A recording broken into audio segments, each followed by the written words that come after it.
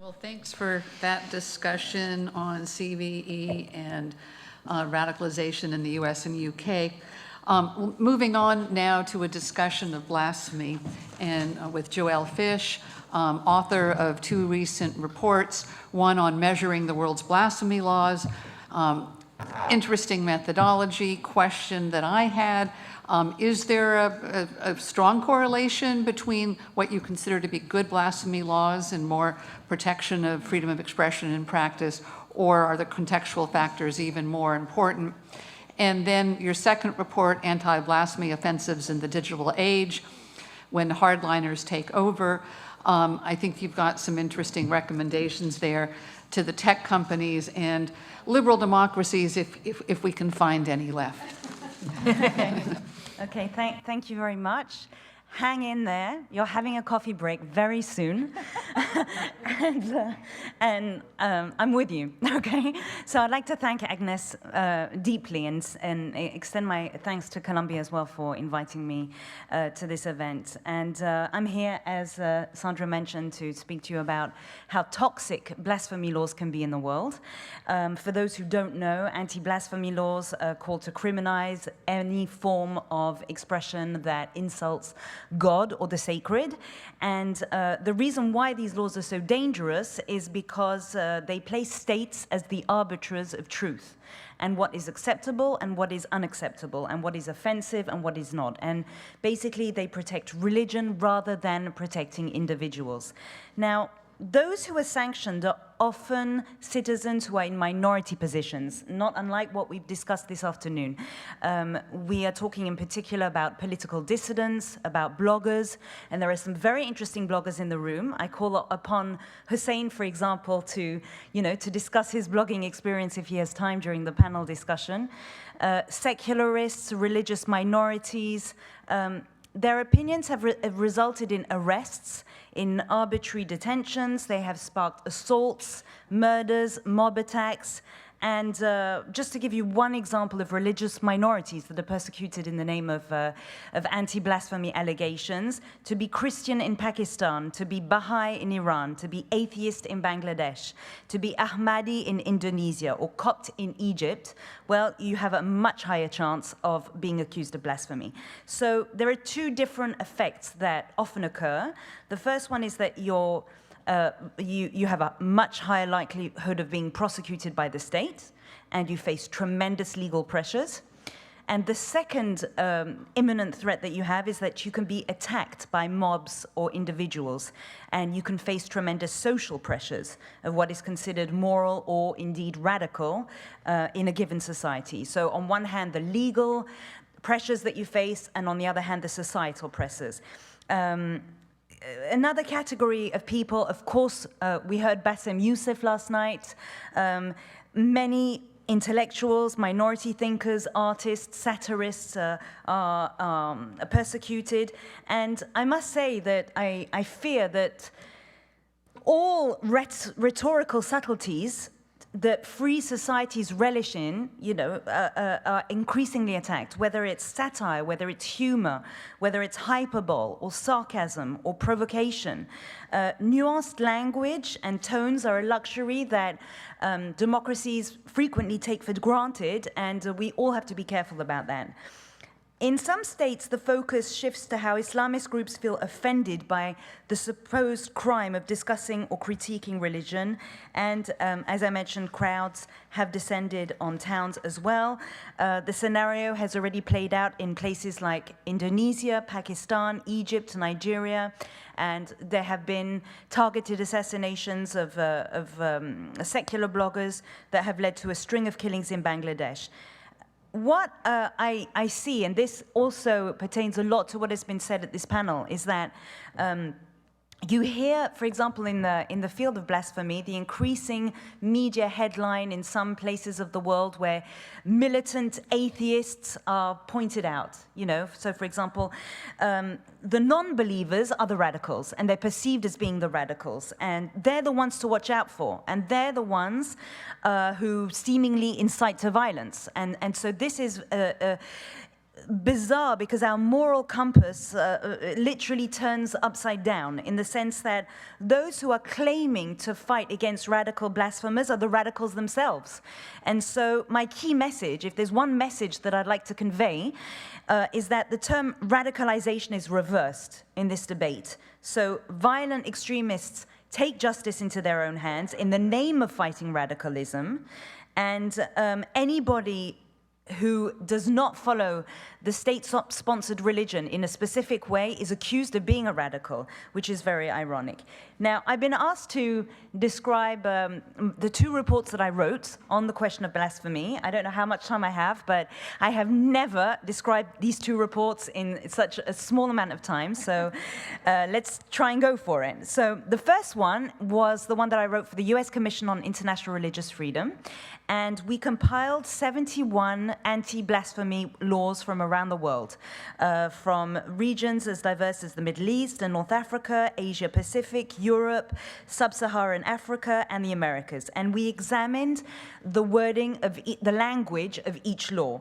And why was that important? Of course, the language of the law is important, but in particular, it provides insight to how a government perceives the question. And so that was our interest, the intent of the state's role in regulating such speech. And we tried to grade these laws, so to speak, and we developed a set of indicators, and we asked a set of questions. For example, does this law respect freedom of opinion and expression?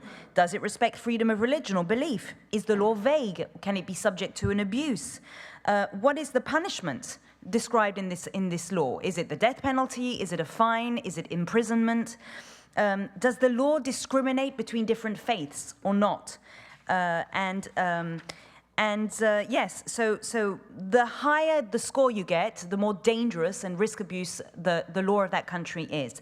Now, our findings, the most common punishment among blasphemy laws from around the world is imprisonment, with 86% of all states that impose as a maximum penalty a prison sentence. All laws without exception deviate from international standards on freedom of expression, which means, counterintuitively, if you wish, freedom of expression wasn't really a game changer in this situation of measuring blasphemy laws, because they all violate freedom of expression, to answer your question. And so as a result of that, we couldn't, assess if one law was more dangerous than another, because basically all of them, missed the points. The states with the highest scores, which are basically subject to greatest risks of human rights abuses, are number 1, Iran, as being the highest risk country in the world, number 2, Pakistan, number 3, Yemen, Somalia, and then Qatar. The states with the 5 lowest scores, subject to the least risks of human rights abuses, are number 1, Ireland, as the lowest risk country, Spain, the Philippines, Guyana, and St. Lucia. So the 3 main indicators that steeply increased or decreased was not freedom of expression, as I explained to you, but it was, first of all, the severity of the penalty. So, for example, if the maximum sentence of the crime of blaspheming is the death penalty, immediately your score goes much higher. And so as the death penalty is the maximum sentence in Iran and in Pakistan, obviously their scores went immediately much higher. Discrimination against groups. So, for example, if country X says X is the state religion, and all followers who follow a different religion are not allowed to do so, that immediately puts the population in a different position. But a lot of this report also stresses that no laws operate in a vacuum, and political context and implementation is extremely important.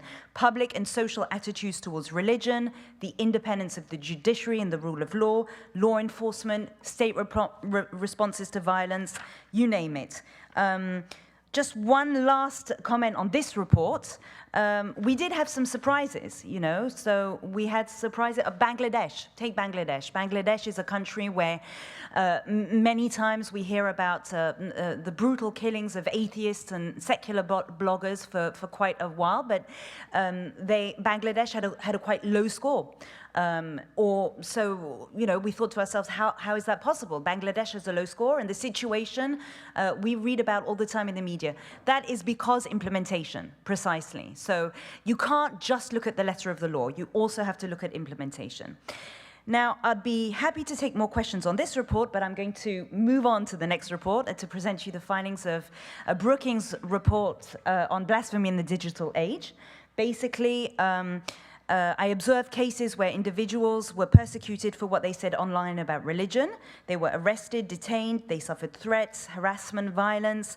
Now, the one example of offensive behavior on social media activities could be posting a picture or a status on your beliefs on Facebook, or liking a Facebook post of a friend, or sending a so-called blasphemous tweet or text message, or commenting on YouTube, or posting on Instagram, or even being tagged onto blasphemous content. So it's not even your fault. You know, you were just tagged, but you're accused of blasphemy, even if you're not responsible for those actions.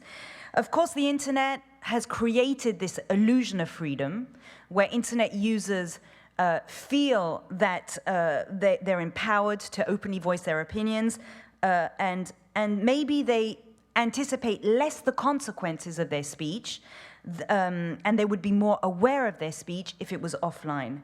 Another point which is very important is how expressions on the internet are broadcast at lightning speed. So everything goes much quicker. And so people's reactions are often stronger. Speech online is unaccompanied by the context of verbal expressions, of facial, gestures, of any contextual commentary. So the sense of urgency and chaos can also accelerate things quite quickly.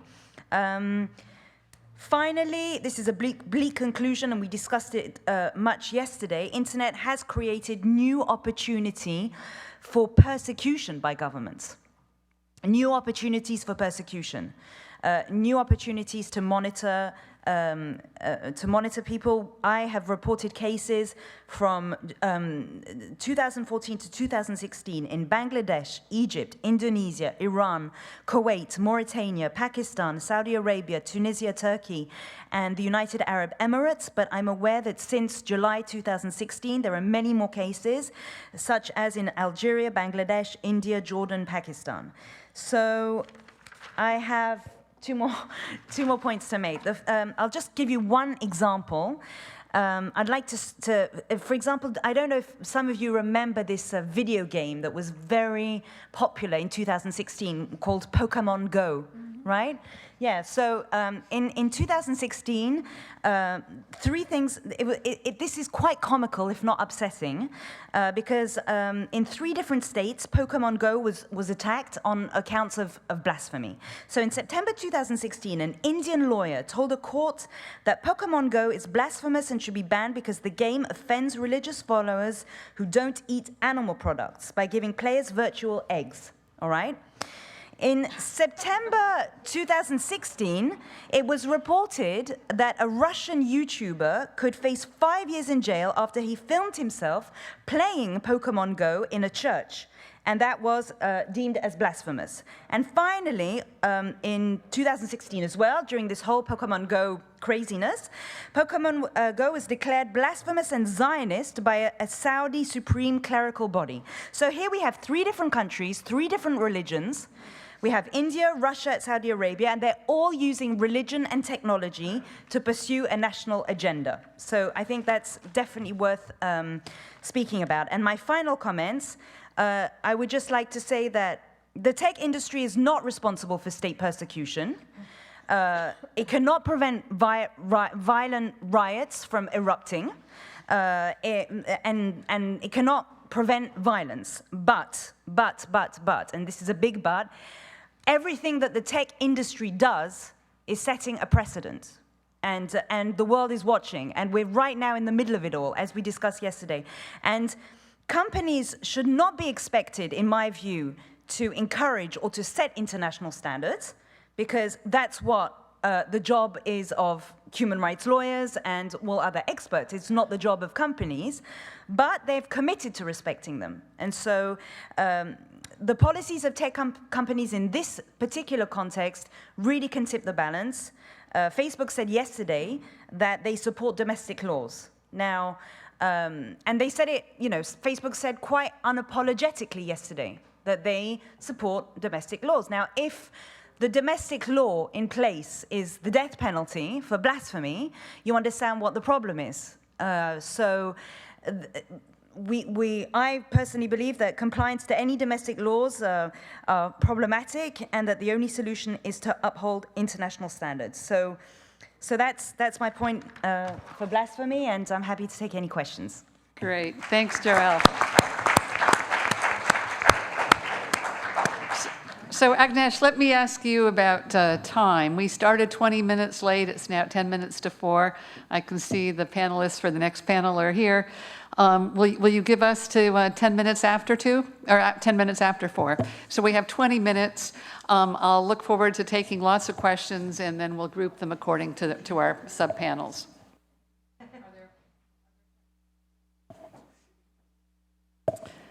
Okay, Richard.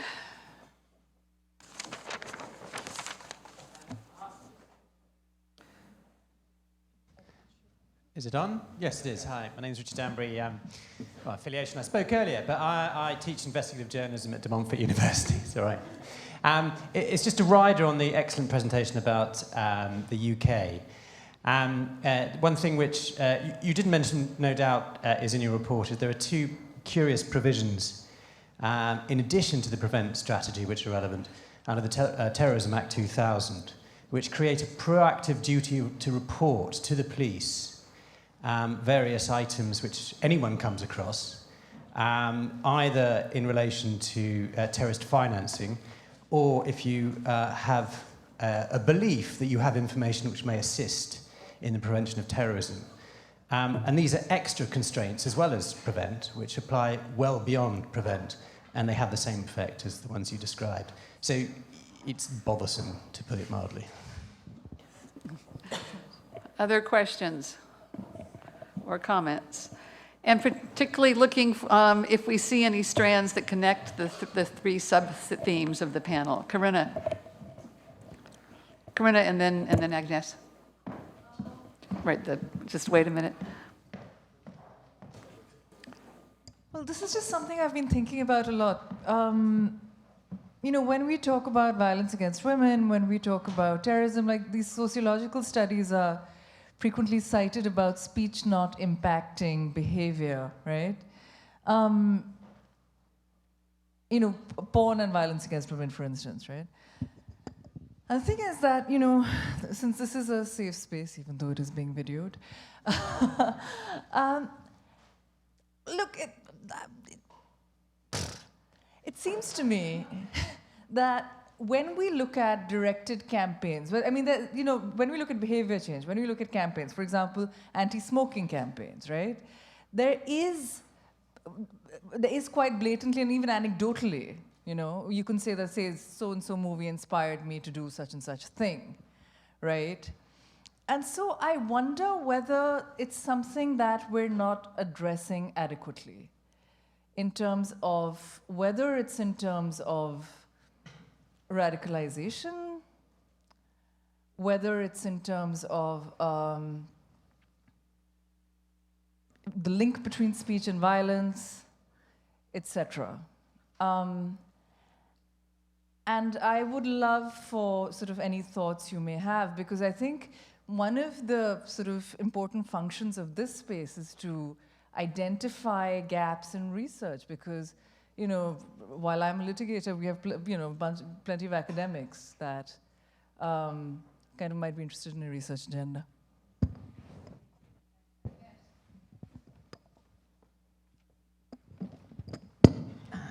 Thank you very much. I thought it was very interesting in terms of all the linkages between the various presentations. And I just wanted to maybe share two or three main thoughts. The first, of course, is that what we are describing at the moment through your case studies is a global phenomena. So every society right now is defining or reconstructing its own radical.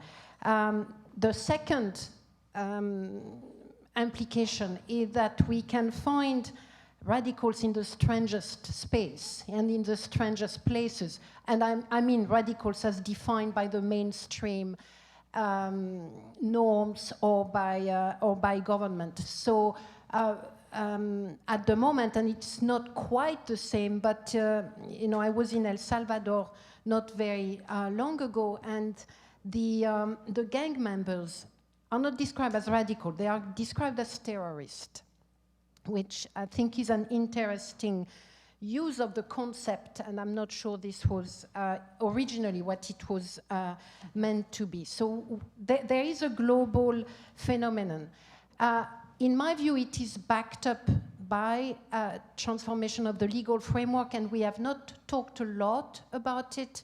But there is the emergency, the phantom emergency in the United States is backed up by, in my view, the humanitarian law project and everything that flows from it, and this terrorism legal framework, which, in my opinion, is emerging, as I was talking about yesterday, as somehow as an in-between legal framework just below international humanitarian law. And in a number of contexts, you see the use of counterterrorism law as a way of not engaging with a possible reality of an armed conflict.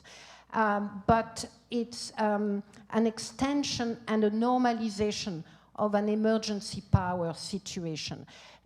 In their latest report, the Special Rapporteur on Countering Terrorism has also highlighted the fact that counter-emergency regulations or emergency regulations are normally very time-specific. And what we have witnessed for the last, let's say, 5 years or so in a number of contexts is the extension months or 3 months after 3 months after 3 months. So that's the first phenomenon. And the second one, when that cannot go on, what we are witnessing is an integration of emergency power within the domestic, normal, criminal or civil law system. And that is as dangerous as the extension of it, because you have a normalization of extraordinary powers. That's the second phenomena. And then the third thing, which I take from your presentation, which will require, you know, much more time to reflect upon, is what you were talking about, which is the behavioral focus. And to me, it's one of the most recent phenomena. I may be wrong, but it appears that we are entering a period and a time where automation and a variety of data collection and data analysis is giving some people the impression that through this analysis they can not only predict behavior, which is pretty problematic, but that they can also change behavior. And it feels to me that we are entering into a very dangerous moment of social engineering driven by people with enough power to actually try it out. And I'm talking about governments. I'm talking also to a certain extent of some of the tech and social platform companies. And it's not just about predictive behavior. It's not just about predictive justice, which is what we are seeing a lot. So people are in prison not for what they have done, but what they may do. But it's also about changing people's behavior. An extrapolation from something very good, public health, into a domain that is far darker and has far greater implications about our democracies than the sugary drink decisions was highlighting earlier. Thank you. Another question from Bertrand. Yes, quickly, generally it was a great panel, and I want to emphasize in particular that I like the notion that was put forward by Bernard Harcourt on the flow of discourse. We don't pay attention enough to the question of the virality and the speed at which information is spreading. I just wanted to spot the expression because I think it's a very accurate one. This was really about the clear abuses and situations where the measures are disproportionate, either in the law or in the implementation, where there's a sort of alibi because of terrorism, because of the pressures, and so on. And this is all relevant. But I want to highlight what I was referring to yesterday, the distinction between this kind of problem, which is a very traditional human rights fight against abuses from governments and repressive regimes. And the other question that is sometimes left a little bit unaddressed in this environment, which is how do we deal collectively with the actual abuses by the actors who purposefully are exploiting and trying to exploit the lines of fracture to create violence and that sort of thing. And I want to throw back, without having the answer myself, the question that emerged at the very beginning of this conference in the presentation of the Ranking Digital Rights by Rebecca, which is, what do we want people to do so that we can fight the real abuses that are actually harming human rights? When there is harassment against women or minorities, discrimination, incitement to violence, and etc., this is a big human rights problem that we are confronted with because precisely there is a new environment, a new technological environment. So I want to throw back the question that we're sometimes eluding, which is that the governments, the good ones, if there are any left, yeah, there are some left. And anyway, there are people inside the governments who are trying to deal with those issues, and they're really looking for answers. And it is very difficult to provide answers. But I think this community here has a huge contribution to make to help the actors who want to find the proportionate responses to those who are trying to abuse the instruments that we cherish. Great. Well, thanks for, I see one more question. Could it be, Andrew, could it be very brief then? We have just 10 minutes to wrap up. Sure. My name is Andrew Smith from Article 19. My first point, sort of connecting some of these things and a challenge from a freedom of expression perspective, is the way that this concept of CVE, which doesn't have a basis in evidence and logic, has already been like rubber stamped and mainstreamed by the United Nations through the Secretary General's plan of action in this. And I think one of the challenges with that in particular is that it's the states that we normally call on to stand up for freedom of expression, like the Norway, Switzerland, the US, the UK, and others that are very much on board with that agenda, collaborating with Egypt and Saudi Arabia to see the implementation of this at the national level. And that's something that Article 19's interested in engaging in more. And I think another trend in relation to the role of private actors, I think that they could be setting a better standard by more specifically linking the issue of content moderation to actual incitement of violence. And I think the political environment has changed such over the last few years that we've seen these terms and conditions expanding to the idea of terrorist content and the idea that the most persuasive terrorist content might not be the most explicitly violent, and then you therefore see a rapid expansion of the amount of content getting taken down. And I think that insisting on those terms and conditions mirroring international human rights law standards a little bit more closely when it comes to incitement to violence would be a positive step forwards. Thanks. Thanks. We have just 7-8 minutes for final comments, and I propose to ask the speakers to speak in the order in which they made presentations, except for Faiza. I think that you maybe need to leave first. So if you wanted to start, and just noting a number of common themes in our conversation, the questions of the identifying gaps in research, the link between speech and violence. Does standard human rights law provide us some guidelines? What do we want people to do, or are we instead engaged in making very clear about what governments may not do, cannot do? the notion of social engineering, and is this one of the dangers that we're facing? So I turn it over to you, Faiza, to start. Thank you. I think the questions are a whole panel discussion of themselves. But really quickly, I think this idea about the connection of speech to violence, and you brought up the domestic abuse context as well, and certainly one of the things we've seen in the context of mass violence recently is this attempt to draw a link between domestic abuse and somebody who goes on to commit an act of mass violence.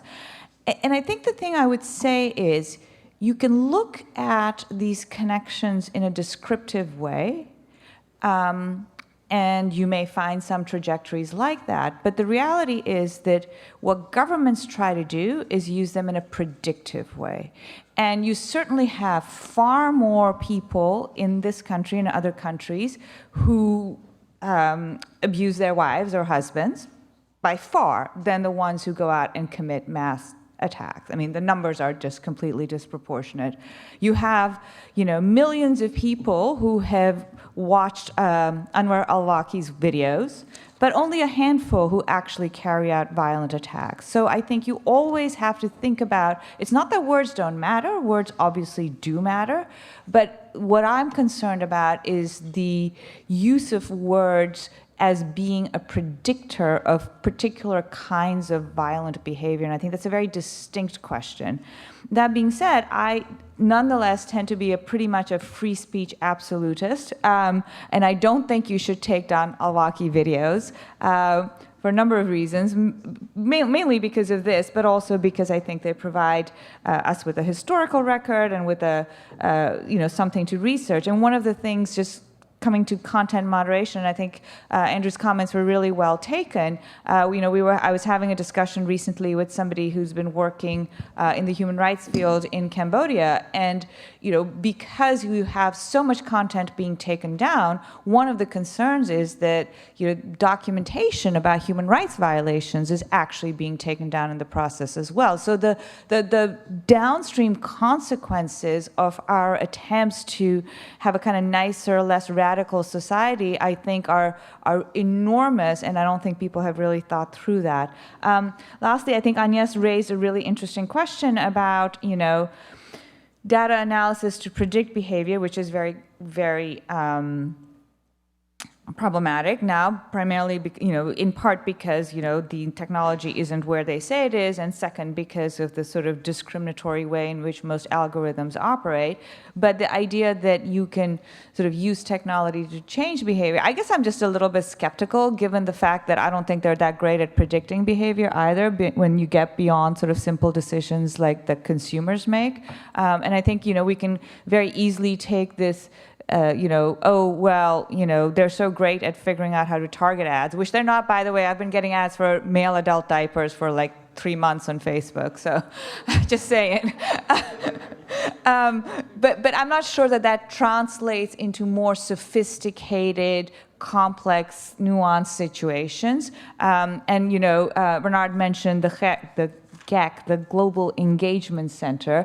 I mean, pretty much everything I've seen about the State Department's attempts to change hearts and minds have been that they've been a dismal failure, or else they haven't bothered to measure the impact. And just because somebody clicks on a link doesn't mean you've changed their mind. And you're talking often about deeply held political and religious views. So I think it's a little, I don't think that these things are, the promise of AI, I don't think is quite as much as we think it is. So we'll try and be lightning speed here in our final comments. And I hear from Agnes that we really do need to be off the stage very shortly. But please, Adam, we'd love to hear from you. Sure. The thread. I mean, I'm an anti-racism activist, so the thread that I was picking up was the racialization, or the connection between racial minorities and the idea of who can be radicalized. And what I was really interested in is this idea, it sounds particularly from the United States, this idea that all racial minorities are somehow susceptible to being radicalized because of their resentment, which I think is such an interesting idea because it amounts to a recognition by the people in power that racial minorities have something to be upset about. and maybe there would be a way to harness that recognition into something more positive. And I think probably something that certainly I've got to do with my colleagues and other people who work in the anti-racism area need to do is find a way of positively framing expressions of resentment by minorities as an exercise of freedom of expression and not as some kind of warning sign. Thank you. Alexander. Thanks. I liked very much the idea of inventing insurgency. Yes, it happens very frequently, but I think there is another close mistake. It's some generalization, overgeneralization. I give an example. There are Salafi communities. I talk not about persons, but about communities. There are really militant communities and really peaceful communities. And there are some communities which are in between. And it's very difficult for a person outside really to understand it. Some people prefer not to see one side, some people prefer not to see other side. Because the society in general usually wants more simple picture.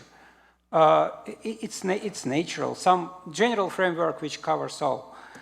In Russian society, it's now about protecting traditionality. So it helps everywhere. It helps against non-traditional, so-called non-traditional Muslims, against blasphemy, against not loyal part of nationalists, LGBT, Jehovah's Witnesses, whoever. Here, as I understand, it may be about vague definition of what terrorism and anti-terrorism is. So I think it's not enough just to protect freedom of expression in this situation. We need to suggest maybe another, not so simple, but more general framework of this counter-radicalization, taking into account the plurality of dangers, plurality of sources of this radicalization. Just one more thing, that we cannot put policing in the center of this counter-radicalization approach. Of course, it's addressing your remark that sometimes abusive speech may be in certain situations more dangerous than direct incitement to violence. It happens. But it's too difficult task for police to differentiate such things. They cannot do it. So it's not up to law enforcement, I think, to do that. We have to limitate them first and then to decide more complicated issues ourselves. Thanks, Alexander. And Bernard? Very briefly. Just two things. I think on Agnes's point about kind of shaping, I mean, I think it's on a model of consumption. And this has to do with the flows of discourse, but it's on a model of consumption that we're becoming more and more sophisticated at, and in turning us into consumers, we're able to shape us, and politically, we are able to do that as well. It has to do with prediction. And I agree entirely with Yasmine about the problems of prediction. Actually, one of my books was called Against Prediction, so I'm totally on board with that. But I think it's even getting worse as a result of artificial intelligence. So that's all I would say, is that because of data mining and artificial intelligence, what we're doing is we're replicating patterns through artificial intelligence that even make it worse than the kind of predictive tools that we had at the beginning of the 20th century and that we still use today. Thanks. Yasmine. Just very quickly again, I think we really need to be really careful about talking about the link between expression and violence, and really thinking about what we mean by expression. The human rights framework, as we all know, takes account of incitement to violence and hatred. Going any further than that, when we're talking about people expressing their views about the world or particular issues, or holding ideologies, holding a particular view or having an ideology, I just think, and that, as Faiza said, that playing some kind of predictive role in determining violence, I think there's a really big issue there. And I think, again, I'm a quite a staunch freedom of expression advocate, but I think we really need to think, and I think this is a theme that's come out of this conference really, is about the extent to which we see there needing to be more restrictions on freedom of expression and when that's appropriate. And just, I think, being careful when, as a community when we're doing that because of the broader implications. Because I think one of the things that's underlined the idea of freedom of expression and the idea that it has very minimal restrictions is that freedom of expression itself is an incredibly important counter to some of the social ills that we've been talking about. And I think not forgetting that point is really important, whether it's problematic political discourse, whether it's issues around gender. Having an open space of dialogue is actually incredibly important. It's the foundation. So I think obviously everyone does, but just keeping that in mind, I think, is really important. I think, secondly, your question about what do we do? What are the solutions to this? I think I said it in my talk, was that I think we need to take a step back when we talk about CVE or CE, countering violent extremism or extremism, and say, what is the problem that we're seeking to identify here? If the problem is that certain people hold conservative views or problematic views, and that we agree that that links to terrorism, then I agree we need to say, what is the solution to that, and look at the solution. But I actually think we need to take a step back and say, what is the problem, and reanalyse that and think about that without diving in, first of all, and trying to answer the question. Having said that, when we say what are the solutions, I think we do have to acknowledge that in the area of CVE, there are already a plethora in all countries of criminal laws that cover not only terrorism but incitement and a whole host of ancillary offences. So the question is, do we need more than that? Is it legitimate from a policy and a legal perspective? We need to be asking that question before coming up with answers. And then finally, I think there is a real issue, as Andrew says, with this whole idea that there's a whole apparatus of CVE that's happening at the EU and the UN levels that's then trickling down, and states are then having to implement these policies that are required of them, and there's very, very little discussion around what the human rights impact is of these policies, often, as I said, because they're conceived of as the softer approach to terrorism. So I think it's really important to insert that dialogue. Thank you, Yasmine. Joelle, last words. Right, so I'd like to answer Bernard's question, which was the question of the ask. So what do we want from governments and social media? So governments, one recommendation, in my context at least, repeal blasphemy laws. Just repeal them. How on earth are you meant to have a discussion about violence in the name of religion without having a religious exchange? How is that possible? So the whole debate about violence in the name of religion is hijacked because of that question. So, for example, after the attacks in January 2015 on the French satirical newspaper Charlie Hebdo, we saw a great positive momentum. Norway, Denmark, Iceland, Malta, possibly Ireland on the way. They've repealed the blasphemy laws. That's my recommendation to governments. My recommendation to social media companies: protect users and enforce international standards on freedom of expression. That's it. If a comment around religion does not incite to violence, it is not radical speech. As simple as that. Great. Well, what a terrific panel. Thank you so much. Thanks, everyone. Thanks for the rapid fire responses. Thank you, Sandra.